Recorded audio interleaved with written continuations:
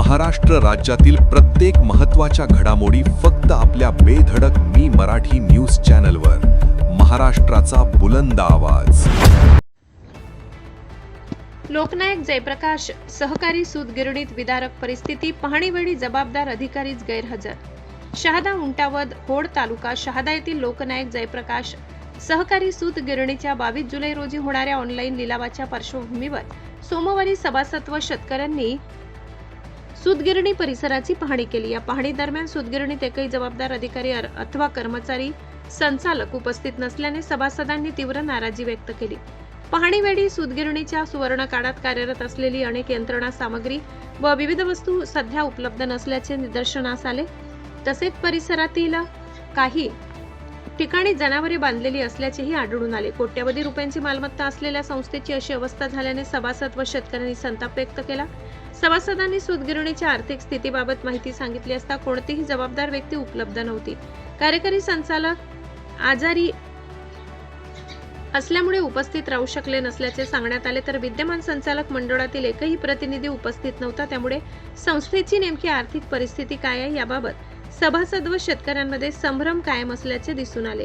यावेळी बाजार समितीचे सभापती अभिजित पाटील यांनी सांगितले की अनेक वर्षांपासून सूतगिरणीचा कारभार बेजबाबदारपणे सुरू असून संचालक मंडळाच्या निष्क्रियतेमुळेच आज 100 ते 150 कोटी रुपयांहून अधिक किमतीची मालमत्ता लिलावाच्या टप्प्यावर पोहोचली आहे. सूतगिरणी पुन्हा सुरू करण्यासाठी सभासद, शेतकरी व सर्व संबंधितांनी सहकार्य करण्याची तयारी दर्शविली आहे.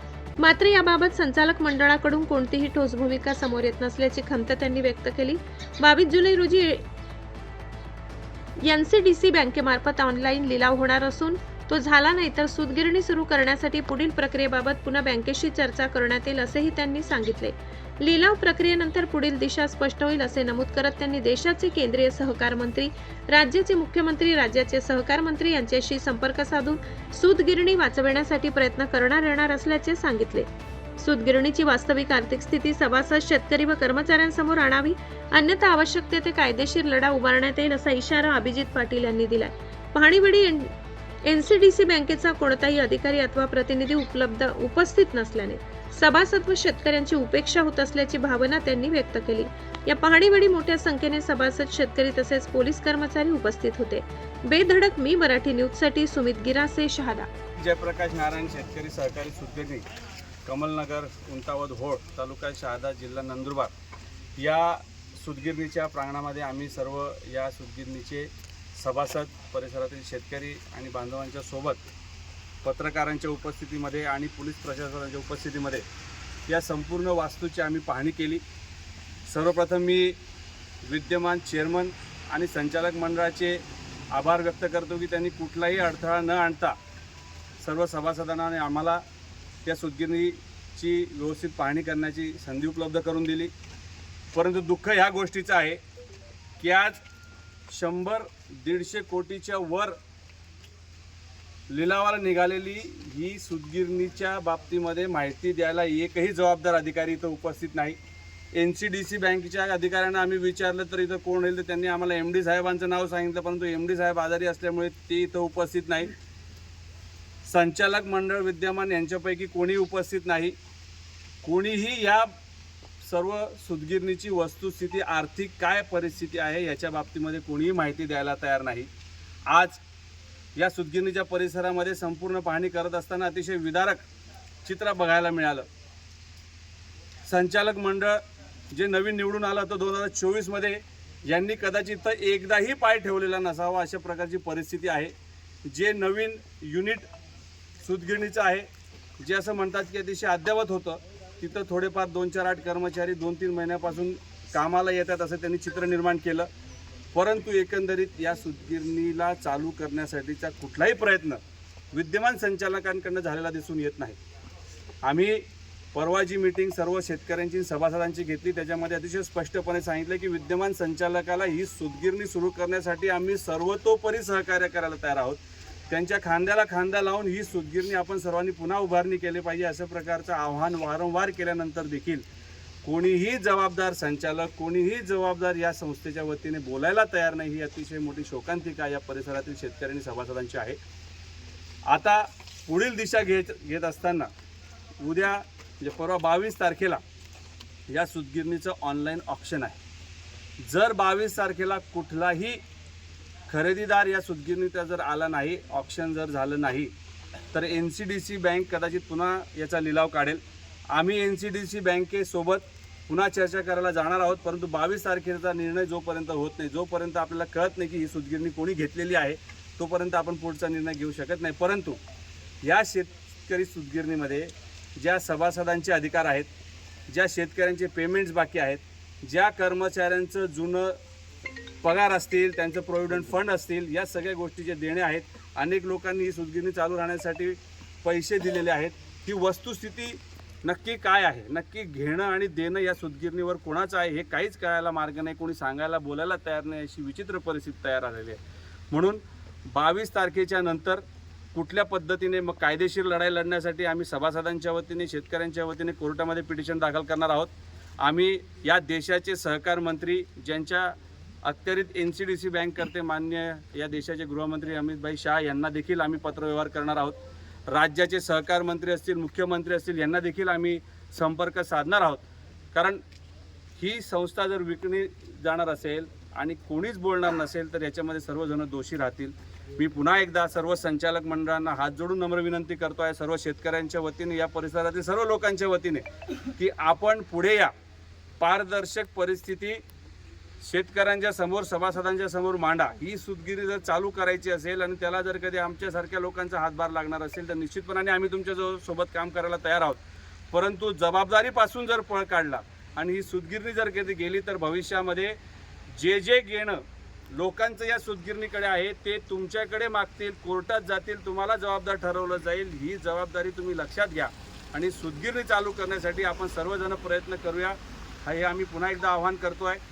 NCDC बँकेला आम्ही अतिशय स्पष्ट शब्दामध्ये आमची नाराजी व्यक्त करणार आहोत। किंबहुना जर गरज पडली तर NCDCच्या अधिकाऱ्यांवर देखील गुन्हे दाखल करावे लागतील, कारण की त्यांची जबाबदारी होती। 150 कोटी रुपयाची वास्तू विक्रीला निघाली आहे, बघण्यासाठी तुम्ही आजची तारीख दिली आणि एकही जबाबदार अधिकारी जर कधी तो उपस्थित राहायला तयार नसेल तर ही अतिशय क्रूर चेष्टा शेतकऱ्यांची आणि सभासदांची होते आहे। त्यामुळे यांच्या बाबतीमध्ये, NCDCच्या बाबतीमध्ये देखील आम्ही कोर्टामध्ये पिटिशन टाकणार आहोत, पोलीस स्टेशनमध्ये त्यांची तक्रार करणार आहोत। त्यांची जबाबदारी होती आज इथं येऊन शेतकऱ्यांच्या प्रश्नांचे उत्तर देण्याची।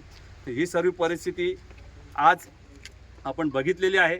येणाऱ्या काळामध्ये म्हणजे 22 तारखेला पुन्हा NCDC बँकेकडे जर लिलाव झाला, या वास्तूचा खरेदीदार जर कधी तयार झाला तर सभासदांचे, शेतकऱ्यांचे, कर्मचाऱ्यांचे सर्वांचे अधिकार या सूतगिरणीवरील संपुष्टात येणार आहेत। ही अतिशय गंभीर बाब आहे। त्यामुळे 22 तारखेच्या नंतर खऱ्या अर्थाने पुढील कायदेशीर लढाई असेल, रस्त्यावरची लढाई असेल, सभासदांमधली लढाई असेल, ही आम्ही पुढे चालू ठेवणार आहोत। विद्यमान संचालकाला शेवटी मी पुन्हा एकदा सांगेन, माननीय बापूसाहेब आपण चेअरमन आहात, माननीय मकरंदभाई आपण या संस्थेचे जबाबदार संचालक आहात, सर्व संचालक मंडळ या 3-4 तालुक्यातले आपण सर्व जबाबदार लोकप्रतिनिधी आहात। आपण ही सूतगिरणी चालू करण्यासाठी पुढाकार घ्या, तुमच्यासोबत आम्ही काम करायला तयार आहोत।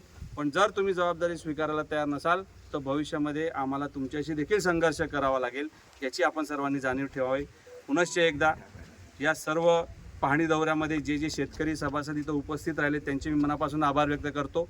पोलीस प्रशासनाने देखील अतिशय चोख बंदोबस्त ठेवला, त्यांनी देखील कायदा सुव्यवस्था कुठली बिघडणार नाही अति शांततेमध्ये सर्वांनी ही पाहणी केली आहे। त्यामुळे पोलीस प्रशासनाचे आभार मानतो आणि पत्रकार बांधवांनी देखील आज उपस्थिती दिली, त्यांचे देखील मी मनापासून उपस्थित सर्व शेतकरी आणि सभासदांच्या वतीने आभार व्यक्त करतो। आणि 22 तारखेनंतरची पुढची प्रक्रिया काय असेल ही आम्ही पत्रकार परिषद घेऊन सर्वांच्या समोर मांडणार आहोत, याची सर्वांनी नोंद घ्यावी। पुनश्च एकदा सर्वांचे मनापासून आभार, धन्यवाद।